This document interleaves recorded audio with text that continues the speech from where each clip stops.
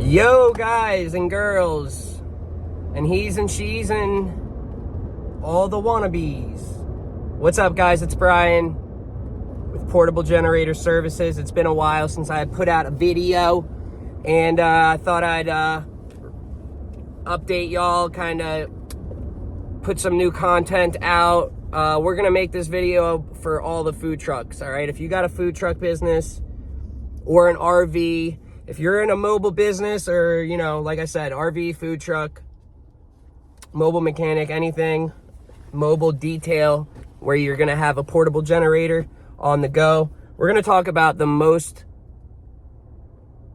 like, the chance that your generator is not starting or working is going to be the list that I give you right here, okay? Number one, though, if you're a mobile whatever with a generator, a portable or an Onan and an RV, you know, whatever, you have got to have basic set of tools. And I'm talking 20, 30 bucks worth. That's it. Get a basic socket set from 8 millimeters up to 14. You know, you want standard and imperial, or whatever the hell that terminology is for inches, and then millimeter. You've got to have a basic socket set, an adjustable wrench.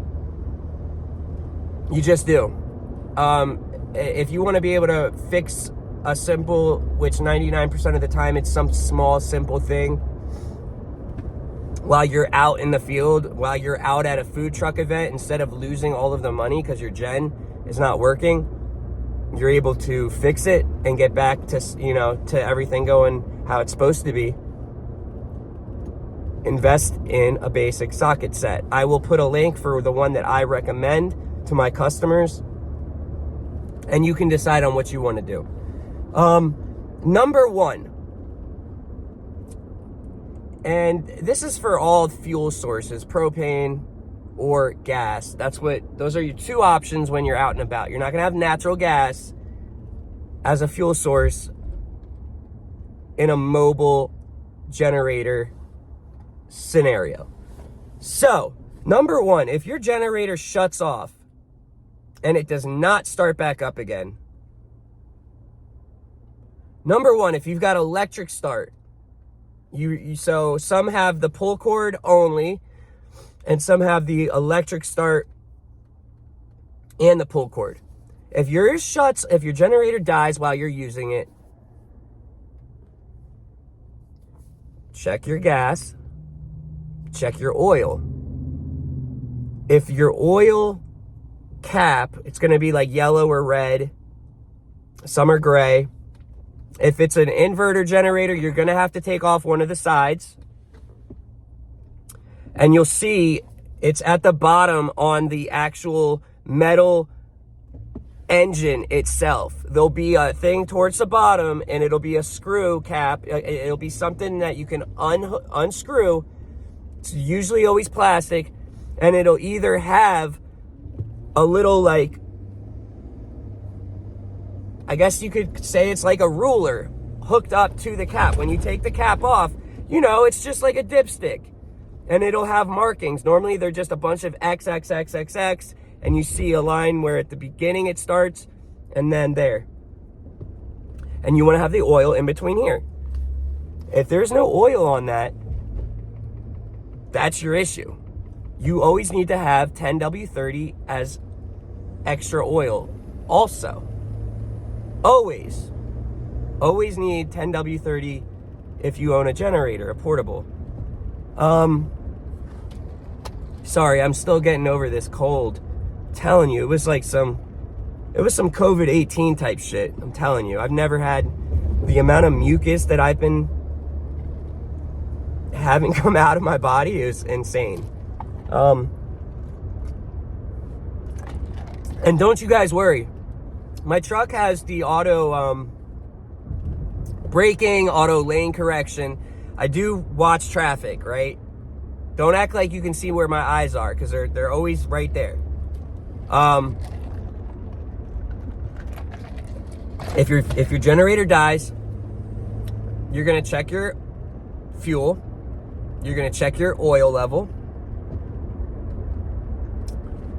and normally it's one of those. Now, let's say it's running, and this is only typically gonna happen if you get a new generator or you get a new appliance. In a quarter mile, turn right onto Northeast. Because what I'm getting at is, if your generator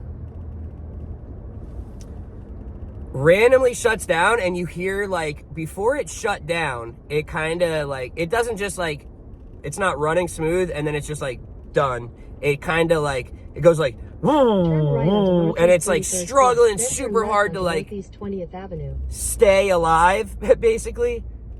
There's a difference in that and then it just being, like, brrr, done, right? Normally, East on US 1 oh, I hate these. I can't mute it. 800 feet. There you go. Okay. When the generator just is running smooth and then just dies, always is going to be a gas. Northeast 31st Street. It's going to be a gas issue. If the generator is running and then it's going like, and it's just like really deep, when just a few seconds ago it was running way smoother at a not as deep of a tone, that is indicating it is getting overloaded. There's something that is turning on and it is too much of a load with everything else that you have it powering. And so that's why it'll go like,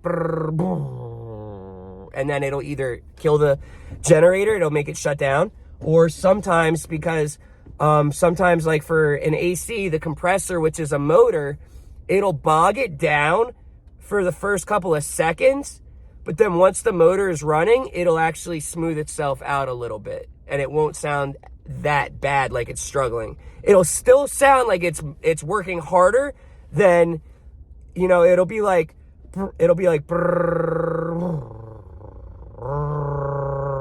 it's like not as high of a pitch as at the beginning, but it's not as low as it when it first tries.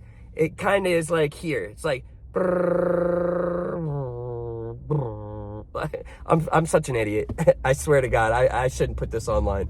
But hopefully you understand what I'm trying to get at. So if it shuts down and it sounds like it like got hit by a big load, what I would recommend is start the generator up. God. Oh, I hate this shit.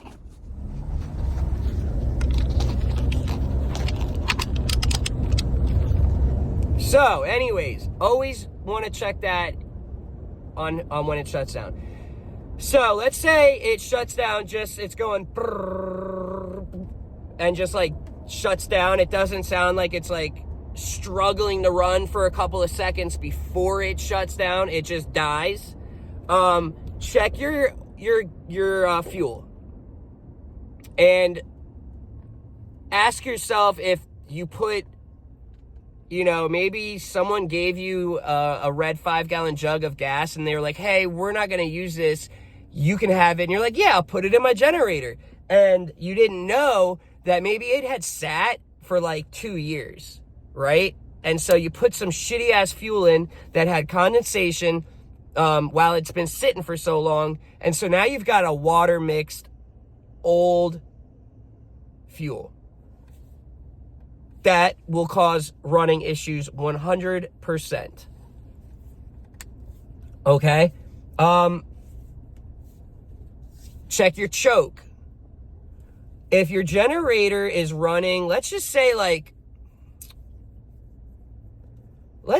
when you don't have a load on your generator, it runs smooth. And then when you put a load on it, it sounds like it's just like a little like choppy. Like it's not like brrr, it's kind of like brrr. Mess with your choke slightly. Go one direction. If it sounds like it's gonna die even more, move it back and go the opposite direction. A lot of the times you'll be able to actually fix that little hiccup in the engine. And what that is the fuel to air ratio is what you're adjusting with that choke. Okay? And, you know, all engines are a little different. And so some might, you know, some work perfectly when the choke is fully open or fully closed type deal. You know, when you're starting it, you're going to want it fully closed so that you're getting more fuel and less air. And then when it's running, you're going to want good airflow with the fuel. Correct me if I'm wrong. I've got dyslexia. I swear, I always get confused when, you know, it's showing the choke on open or closed. Closed is going to not be as much airflow. That's when you're starting it, I'm pretty sure. I get confused, but anyhow. Make a U-turn in Northeast 4th Avenue. If your generator is leaking, don't be afraid. You can get a glove. I would put a glove on. Go get a glove if you have it. If not, it's not going to kill you if you touch the liquid that's falling out. If your generator's leaking, and let's say, U-turn in Northeast 4th Avenue. Then turn right onto Northeast 5th Terrace. let's say, you know, you did an event last weekend. You load up your gen for a new event, and Head south on Northeast you get to the event. Northeast 30th Street. You get to the event, Turn right onto Northeast 30th Street. and you turn your fuel on, Onto Northeast 30th Street. and the air box starts having liquid dripping out from there. It's going to be gasoline. In 1,000 feet, your destination will be on the left. And what the issue is when that happens, and it's always going to be just, there's only one thing that causes when you've got gasoline dripping out of the airbox area, it's actually dripping from the carburetor, and the carburetor's overfilling with gas, and it's dripping into the airbox / it's also dripping into the intake manifold, which isn't good Your destination is if on the it left. is not taken care of.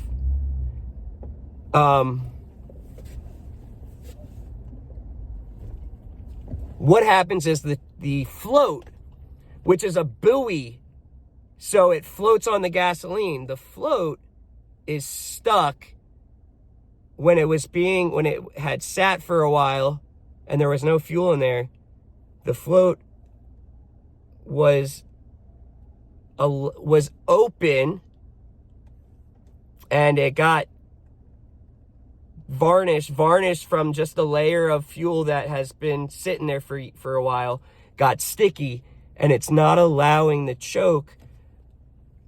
float to basically, as the gasoline starts rising, the float is sticking down instead of floating on top of the gasoline until it gets to a certain level, and it actually has a plunger and stops fuel flow when it's filled. Instead, it's stuck in the open position. Fuel keeps filling up, and it doesn't ever stop filling because this is stuck. And so it overfills and leaks. And to fix that, very easy. Take the carburetor bowl off. You'll see the white / yellow float. If the float has liquid in it, it's broken. There's a slight hole in it. It should never have liquid, because if it does, it's not going to float. And what you're going to do is there's a metal cylinder rod that holds that float, and you're going to pull it out. Sometimes you can with your fingers. Sometimes you need pliers. Pull it out. Pull the choke down. Pull the float down and out. And clean up that hole inside. Brake clean is very good. I will get back to you guys.